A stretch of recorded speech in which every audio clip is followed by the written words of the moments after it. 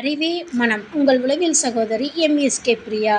இந்த மனச்சோர்வு, டிப்ரெஷன்னு சொல்லிகிட்டே இருக்கிறோம். ஆனால் இதுக்கான தீர்வு முறையெல்லாம் என்ன? இது எப்படி இருந்தால் நல்லாகும்? இதை பற்றி ஏன் இவ்வளவு உடலையும் மனதையும் பாதிக்குது அப்படின்னா, உங்கள் மனசில் அறிவின் பதிவானது ஆரம்பத்திலிருந்து இன்னைக்கு வரைக்கும் எதெல்லாம் பார்த்தீங்க, கேட்டீங்க, கெட்டீங்க, இதோட விளைவு தான் உங்களை இயக்குது. இதுதான் உங்களுக்கு மனச்சோர்வை அதிகப்படுத்திடுது, மன சங்கடத்தை அதிகப்படுத்திடுது. அப்போது உங்ககிட்டேருந்து எப்போவுமே எதை நினச்சாலுமே ஏதோ ஒரு சிந்தனை உங்களுக்கே தெரியாமல் வெளியில் வந்துக்கிட்டே இருக்கும். அப்போது நீங்கள் வெளியில் பார்த்தா சாதாரணமாக சந்தோஷமாக பண வசதியோடு இருக்கிற மாதிரி இருக்கும். ஆனால் உள்ளுக்குள்ளே ஓடுற சிந்தனையும் எண்ணமும் மற்றவங்களுக்கு புரியாது. புரிய வைத்தாலும் புரிந்து கொள்ளும் நிலையிலும் அவர்கள் இருக்க மாட்டாங்க. அப்போ உங்களுக்குள்ளே வர்றதை நீங்கள் மற்றவங்கக்கிட்ட ஷேர் பண்ணிங்கன்னா உங்கள் பிரச்சனை என்றைக்குமே தீராது. அது நாளுக்கு நாள் உங்களுக்கு அதிகமாயிட்டே இருக்கும். அப்போ மற்றவங்க உங்களை புரிஞ்சுக்குவாங்கன்னு நீங்கள் நினச்சிங்கன்னா அது உங்களோட உளவியல் தவறு, உங்களோட உளவியல் குறைபாடு. அதற்கான ப்ரொஃபஷனலை அணுகுனீங்கன்னா உங்களுக்கு வழிகாட்டுதல் கிடைக்கும், நீங்களும் இயல்பாக இருக்க முடியும். அப்போது உணர்ச்சிங்கிறது ஒரு கண்ணாடி மாதிரி. அந்த கண்ணாடி நீங்கள் உங்களோட பிம்பத்தை கொண்டு போய் எப்படி காமிக்கிறீங்களோ அப்படி தான் அது பிரதிபலிக்கும். நீங்கள் ஒரு சோகமான நிலையில் முகத்தை காமிச்சா அது சோகமான நிலையில் காமிக்கும். அப்போது நீங்கள் உணர்ச்சிங்கிறது எங்கேருந்து வரும்? உங்களோட அறிவு பதிவிலிருந்து தான் வரும். நீங்கள் உங்களோட அறிவில் மற்றவங்க என்ன நினைப்பாங்க, மற்றவங்க இது சொல்லிடுவாங்களோ, சபைக்கு ஒரு ஃபங்க்ஷன் வீட்டில் இந்த மாதிரி ட்ரெஸ் போட்டு போனால் இவ இருக்கிறதுக்கு பாரு இதெல்லாம் போட்டு வந்திருக்கா இப்படின்னு சொல்லிடுவாங்களோ, பாரு கார் இருக்குதுன்னு இப்படியெல்லாம் பிரம்மாண்டமாக வர்றாங்க இப்படி சொல்லிடுவாங்களோ, சோத்துக்கே வழி இல்லை இவங்களுக்கெல்லாம் இது தேவையா இப்படின்னு சொல்லிடுவாங்களோ அப்படின்னு உங்கள் மனசில் அறிவை ஏற்றுறீங்கள்ல. இந்த அறிவு தான் உங்களை உணர்ச்சிகளை வெளிப்படுத்துது. அப்போ இவங்களுக்காக போலி வாழ்க்கை வாழ்கிறீங்களா, உண்மையான வாழ்க்கை வாழ்கிறோமான்னு தெரியாமல் இரண்டுக்கும் இடைப்பட்ட வாழ்க்கை வாழ்கிறீங்களவா? இதுதான் உங்களோட உணர்ச்சிகளை கட்டுப்படுத்திட்டு இன்னொன்னா கன்வெர்ட் பண்ணி வெளியில் கொண்டு வர்றீங்க. இதுதான் உங்களை முழுமையடைய செய்யாமல் ஒரு கோபம், ஏக்கம், அனுதாபம், ஆதரவு இது எல்லாம் தேடி யார்கிட்ட கிடைக்கும், எங்கே கிடைக்கும், நண்பர்கள் இடத்துல கிடைக்குமா, தெய்வத்துக்கிட்ட கிடைக்குமா, இந்த ஊரை விட்டு அந்த ஊருக்கு போனால் கிடைக்குமா, இந்த கோவில் விட்டு அந்த ஆன்மீக ஸ்தலத்துக்கு போனால் கிடைக்குமா அப்படின்னு சொல்லி வாழ்க்கை ஃபுல்லாக தேடி அலையிறீங்க. எங்கேயுமே கிடைக்காது. ஏன்னா உங்களோட அறிவு பதிவை மறுசீரமைத்தால் அது உங்களுக்கு கிடைக்கும்.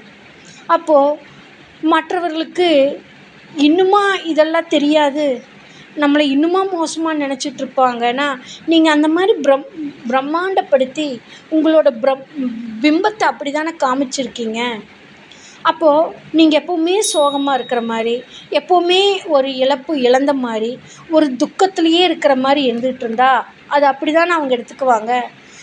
வேணும் வேணும்னு கேட்குறவங்களுக்கே ஆண்டவன் கொடுக்கறது இல்லை, வேண்டாம் வேண்டான்னு சொன்னால் கொடுக்கவா போகிறாங்க? அதே மாதிரி நீங்கள் மற்றவங்கக்கிட்ட சிரித்து பேசி உங்களோட பேசுவாங்க. நீங்கள் சோகமாக பேசுனீங்கன்னா உங்களை சார்ந்த நபர்கள் நீங்கள் எப்படி சோகமாக ஒரு துக்கத்தில், ஏக்கத்தில், சோர்வில், டிப்ரெஷனில், அழுகையில் இருக்கிறீங்களோ அந்த மாதிரி நபர்கள் தான் உங்களிடத்தில் வருவாங்க. இதைத்தான் சொன்னாங்க, தேடும் பொருளும் தேடுபவரையும் தேடும். நீங்கள் எதை தேடுறீங்க? சோகம், துக்கம் இதைத்தானே சேர்த்து வச்சுருக்கீங்க. இதுக்கான நபர்கள் தான் வரும். எதை தூக்கி போடுறீங்களோ அதுதான் உங்கள் கைக்கு வரும்.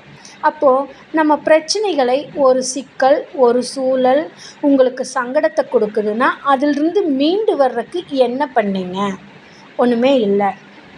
அந்த சோகத்தை, துக்கத்தையும் நண்பர்களிடத்துலையும், உறவினர்களிடத்துலையும், ஆன்மீக ஸ்தலத்துலேயும் போய் ஷேர் பண்ணீங்க. ஏன்னா இவங்க எல்லாமே கேட்டுக்கிட்டு அவங்களுக்கு தெரிஞ்ச ஐடியாக்களை சொல்லுவாங்க. இன்னும் ஒரு சிலர் இங்கே அப்படி சொன்னாங்க, அங்கே அப்படி சொன்னாங்கன்னு உங்களோட செலவுகளை இழுத்துடுவாங்க. இது எதுவுமே சாத்தியமில்லை. உங்களை நீங்கள் மாற்றிக்கணுன்னா உங்களோட அறிவை நீங்கள் புதுப்பிக்கணும். எப்படி அறிவை புதுப்பிக்கிறது?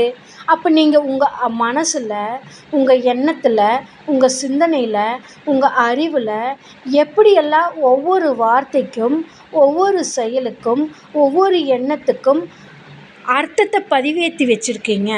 இது உண்மையா தவறான்னு தெரியாமல் நீங்கள் நினச்சது மட்டுமே சரின்னா, நீங்கள் நினச்சது மட்டுமே தப்புன்னா நீங்களே செயல்பட்டுக்கிட்டு இருந்தால் அப்போ அது பிரச்சனையாக மட்டும்தான் மாறும். இதுக்கு தான் ப்ரொஃபஷ்னல் கைடன்ஸ் வேணும்னு சொல்கிறோம். அப்போது உங்கள் அறிவை தெரிந்தவர்கள் உளவியல் நிபுணர்கள். அப்போது உங்களோட வாழ்க்கையை திருத்துறவங்க மென்டார்ஷிப் தேவை. உங்களோட நீங்கள் நினச்ச எண்ணம், நீங்கள் நினச்ச உங்களுக்கு வந்த பாதிப்பு, நீங்கள் புரிஞ்சுக்கிட்ட விதம், மற்றவங்க புரிஞ்சுக்கிற விதம், இதே ஒரு சயின்டிஸ்ட் புரிஞ்சுக்கிற விதம் வேறையாக இருக்கும். ஒரு கறி வெட்டுறவங்க புரிஞ்சுக்கிற விதம் வேறையாக இருக்கும்.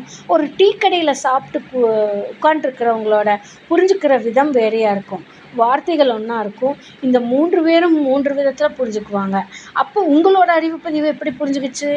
இதுதான் உங்களை மனச்சோர்வுக்கு தள்ளுது. அப்போ மனச்சோர்வு வாழ்க்கை சூழல்னால் வருதா, உங்கள் உடல் பிரச்சனைனால வருதா, உங்களோட அறிவு பிரச்சனைனால வருதானா உளவியல் பகுப்பாய்வு செய்து அதை மறுசீரமைக்கும் பொழுது நீங்கள் இயல்பாக உங்களோட வாழ்க்கையை வாழ முடியும். அதுக்கு தான் ஒரு தனி மனிதனின் வளர்ச்சிக்கு தேவையான உளவியல் பகுப்பாய்வு எங்களோட எம்எஸ்கே லைஃப் கிளினிக் ஃபவுண்டேஷனில் எம்எஸ்கே மைண்ட் செட் நாலேஜ் தெரப்பியில் ஒரு தனி மனிதனின் வளர்ச்சிக்கு தேவையான கல்வி, பொருளாதாரம், உளவியல் ஆரோக்கியம், சமூக அந்தஸ்து இவற்றில் வெற்றியடைவதற்கும் வளர்ச்சியடைவதற்கும் மேம்படுவதற்கும் எம்எஸ்கே மைண்ட் செட் நாலேஜ் தெரப்பியில் எம்எஸ்கே மென்டார்ஷிப் ப்ரோக்ராமில் கொடுத்து கொண்டு வருகின்றோம்.